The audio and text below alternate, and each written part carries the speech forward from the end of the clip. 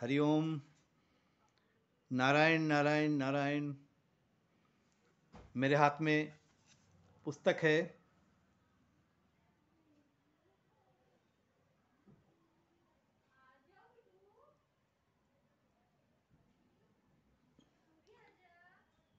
श्री गुरु लीला कथा। इसके लेखक हैं श्री श्री जीवन कृष्ण दास बाबा जी महाराज। पुस्तक की पृष्ठ संख्या 378 है और इसका मूल्य 350 है। यह पुस्तक परमाराध्य श्री श्री गुरुदेव 108 श्रीमद् रामदास बाबा जी महाराज की लीला कथा है। यह मूल बंगला भाषा में थी और इसका अनुवाद बाद में हिंदी में हुआ है।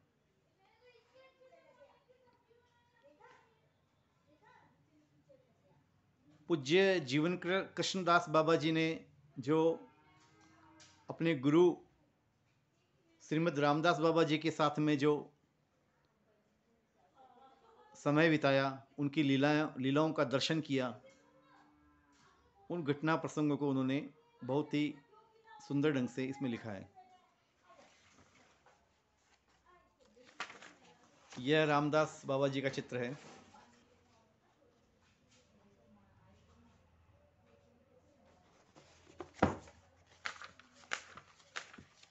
इसमें जीवन कृष्णदास बाबा जी का भी चित्र है।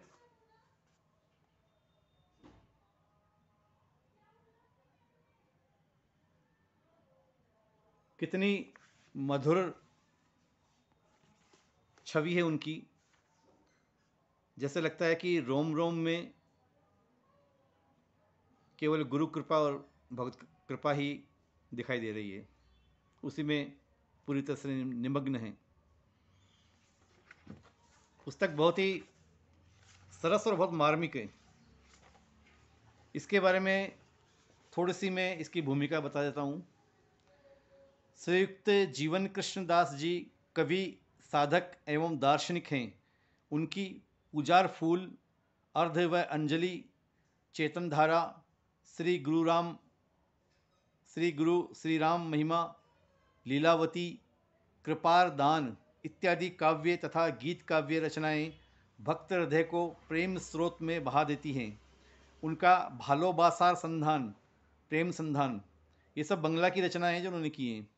एक अपूर्व दार्शनिक ग्रंथ गद्य रूप में होते हुए भी कविता समान सुखदायक है।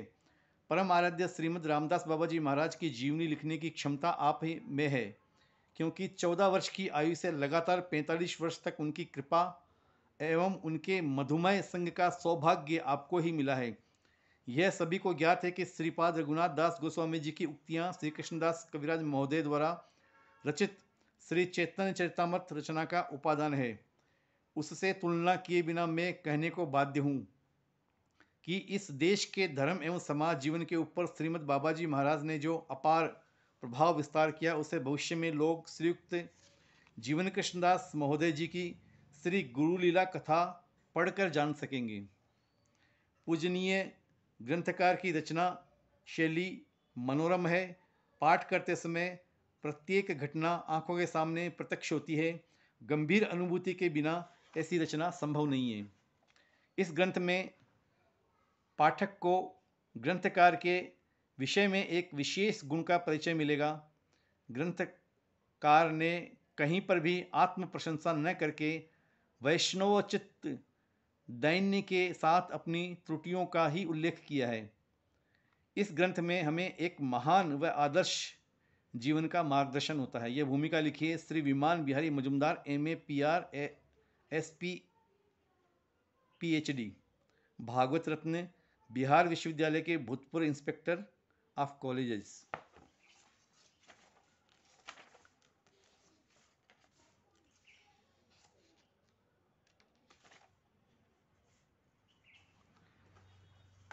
इस ग्रंथ में श्रीपाद रामदास बाबा जी महाराज की पवित्र लीला के वही अंश दिए गए हैं जो ग्रंथकार को अपने जीवन में प्रत्यक्ष हुए, यानी स्वयं उन्होंने उनको देखा।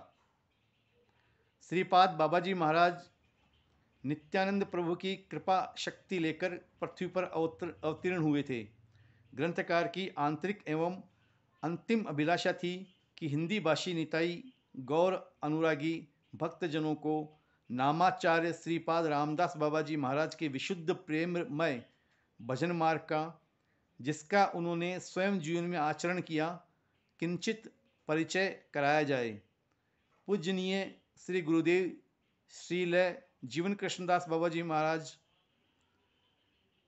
ने दीर्घ 45 वर्ष पर्यंत श्रीपाद बाबाजी महाराज के साथ रहकर जिन लीलाओं का दर्शन किया, उन्हीं में से कुछ लीलाएं इस ग्रंथ में लिपिबद्ध की गई हैं।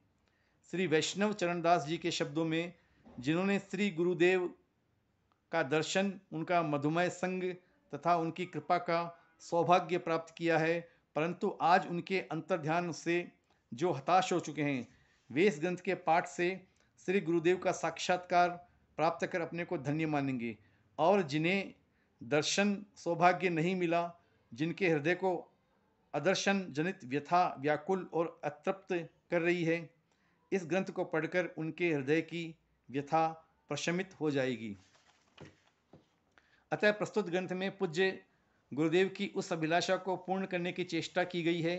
मूल ग्रंथ तो अपने आप में परिपूर्ण है, परंतु अनुवाद में जो त्रुटियां रह गई है, आशा है कृपामय पाठक उन्हें गौण समझकर मूल ग्रंथ के भाव को ही ग्रहण करेंगे।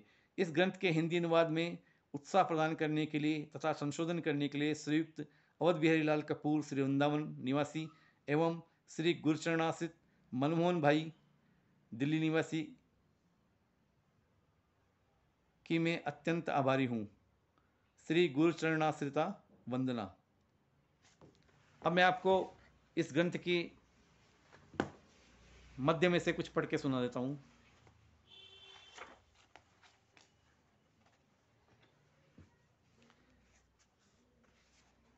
पेज नंबर 201 पर यह अंकित है।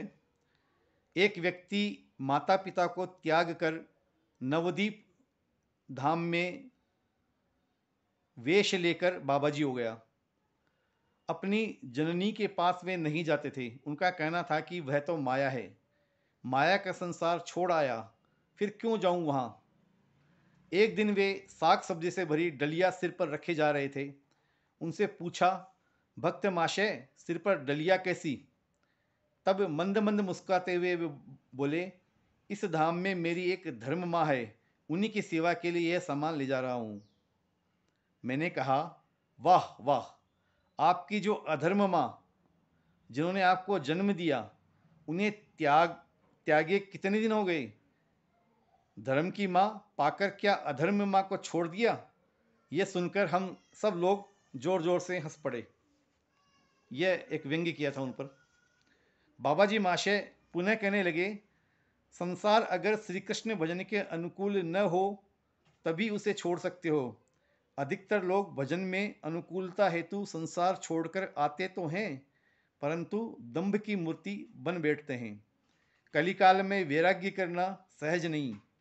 जो लोग कुछ विशेष वैराग्य करने जाते हैं, कठिन बीमारियां उन्हें घेर लेती हैं। अंत में औषधि पथ्य आदि उनके जीवन का अंग बन जाता है। पहले तो मन में सोचते हैं कि सनातन गोस्वामी की तरह प्रतिदिन 1-2 वृक्ष के नीचे वास करूंगा, श्री रघुनाथ दास गोस्वामी जी की तरह मट्ठा पीकर भजन करूंगा। 2-4 दिन में ही सब धरा रह जाता है। कारण यह है कि इस कलि युग में मनुष्यों के प्राण अन्न पर आधारित हैं। निद्रालु स्वभाव है, मंद भाग्य है, एवं शरीर रोगों का घर है। इन सब के रहते भला वैराग्य कैसे संभव है? इसलिए जितना भी संभव हो सके समय से प्रसाद पाओ व नाम कीर्तन करो। सात्विक भोजन व बालों में तेल न लगाना, क्या यही साधुता का लक्षण है? तब मैं हंसकर बोला, पर मैं तो साधु नहीं बनूंगा, केवल आपके पास ही रहना चाहूँगा। यह जीवन कृष्णदास बाबा जी बोल रहे हैं, बड़े बाबा को। बाबा जी महाशय ने तब प्यार से मेरे गाल पर चपत लगाई। हमारे साथ चारूदा, बलाईदा, पांचूदा व पांचूदा की पत्नी इत्यादि थे। कुछ दिनों से श्रीपाद उनके निवास स्थान पर रहकर कीर्तन प्रचार करते थे। पांचूदा को एक बार देखकर फिर मेरी ओर देखकर श्री बाबा जी महाशय ने पूछा, अच्छा बताओ तो, जो लोग संसार छोड़कर साधु बने हैं उनमें और गृहस्थियों में श्रेष्ठ कौन है? मैंने सहज में ही उत्तर दिया, क्यों, जिन्होंने संसार छोड़ा वे ही श्रेष्ठ होंगे। श्रीपाद हंसकर कहने लगे, अच्छा जरा सोचो तो, जो स्त्री पुत्र कन्या माता पिता के भय से संसारी माया के डर से भाग कर घर छोड़ते हैं, बाद में उनकी खोज खबर तक नहीं लेते, और जो गृहस्थी होते हैं वे संसार की माया से डरते नहीं हैं। स्त्री पुत्र कन्या को अपने साथ लेकर, माया साथ लेकर श्री धाम वृंदावन नवद्वीप दर्शन करने आते हैं, साधुओं की सेवा करते हैं, उनकी चरण रज लेकर अपने को धन्य मानते हैं। इस प्रकार जो माया से डरते हैं और जो माया को साथ लेकर ही भगवत भजन करते हैं, उनमें से बड़ा कौन है? तब मैं अच्छी तरह उनकी बात समझ गया और उत्तर दिया कि साधु वैष्णव सेवी गृहस्थी भक्त ही श्रेष्ठ हैं।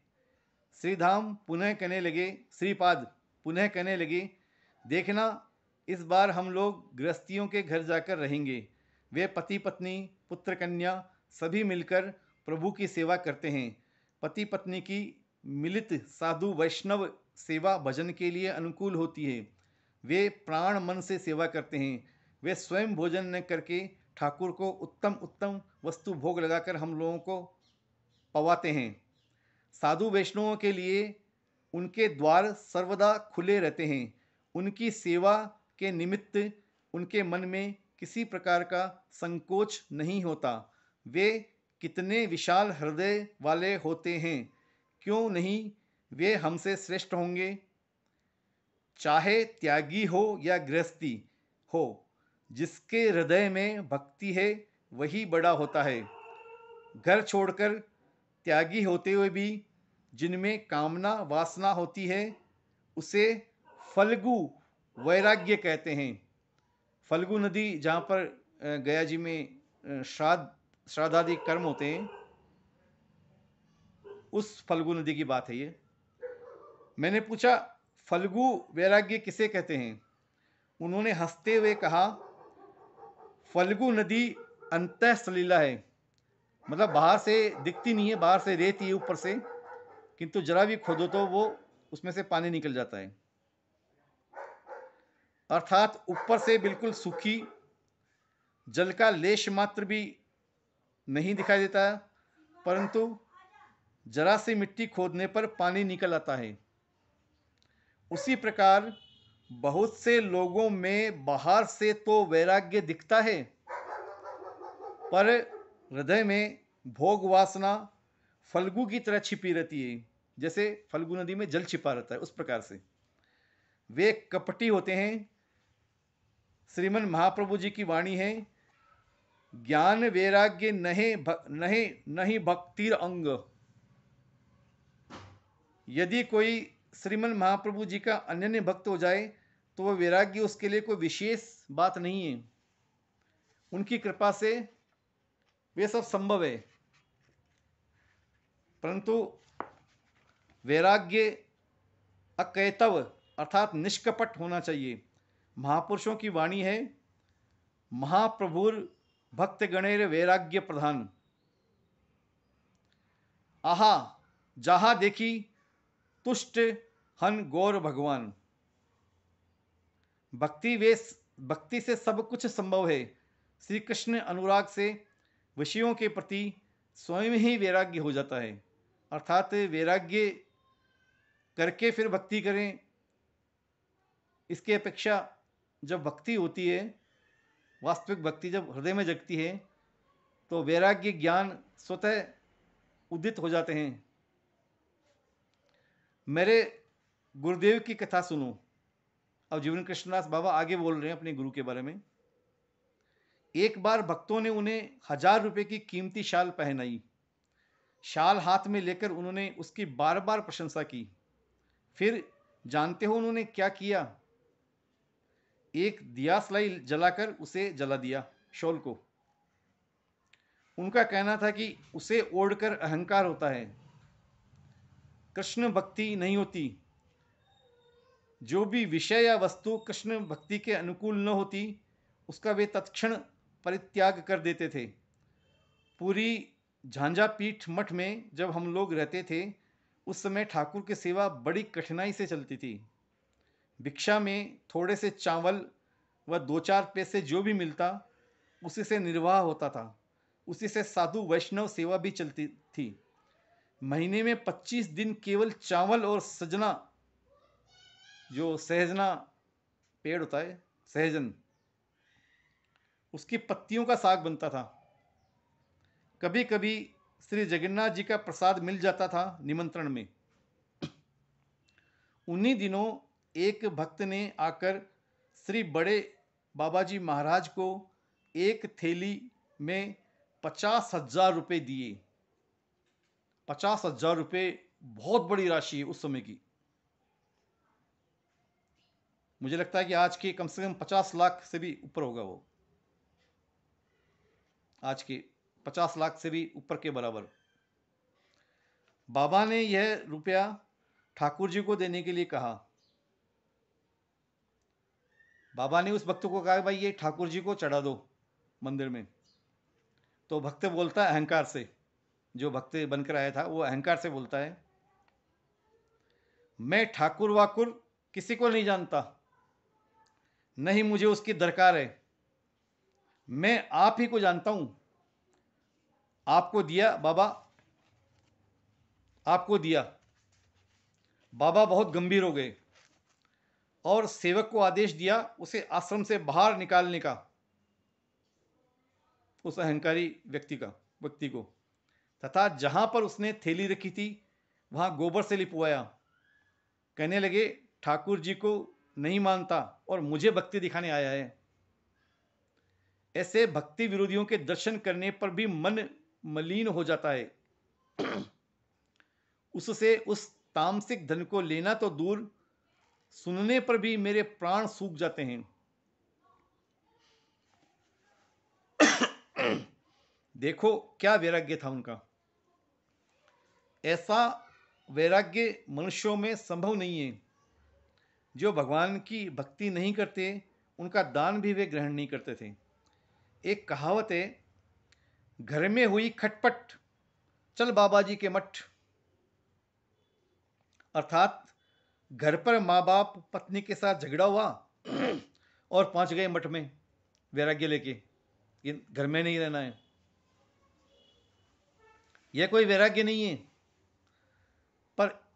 पर इसमें भी कल्याण होता है।